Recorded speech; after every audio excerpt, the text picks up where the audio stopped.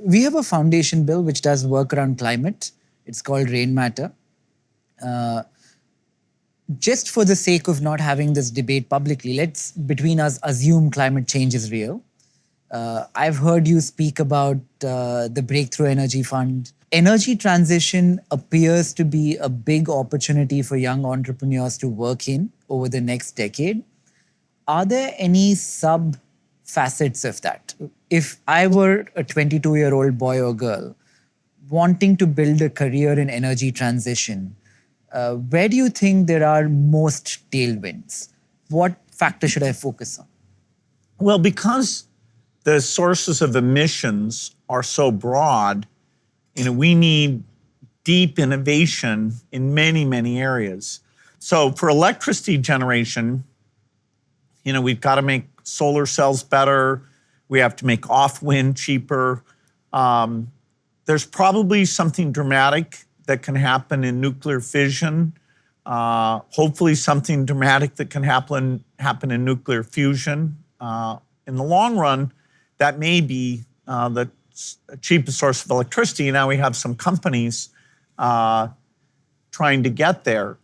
Over in the agricultural space, rice is a huge source of emissions, and there's new ideas about genetics and direct seeding. With cows, you can vaccinate them, change the genetics. In the industrial side, you can try to get cheap green hydrogen, or you can try and change the process. For example, steel, instead of using a form of coal, you could use electricity for the reduction. And so I'd say there's probably 20 areas that if you want to help in climate innovation, these things are begging.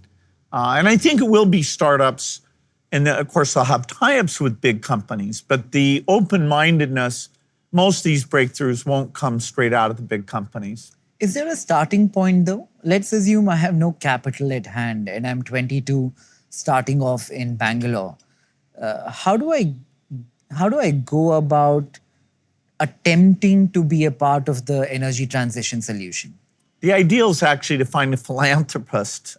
Breakthrough Energy has a fellows program where we look for people with really good early stage ideas. And we do that as a grant with a little bit of options, but you don't need a business plan. Then if you get past that stage, either on your own or with the fellows type grant, then there are venture capital groups that really specialize in finding climate technologies, and they're willing to fund very risky stuff. And I know all of them, including Breakthrough Energy, are like, gosh, are we missing some in India?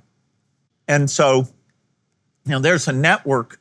If you have a good idea, if you pass it to me, if Nandan pass it to me, there's a bunch of US venture capitalists and hopefully some who would also come in domestically. So for risk capital, this is a very good time if you have something that looks attractive, could have a significant impact. Hi, I'm Nikhil Kamath. I'd love to know what you thought of the episode. Comment, like, and subscribe. And thank you for watching.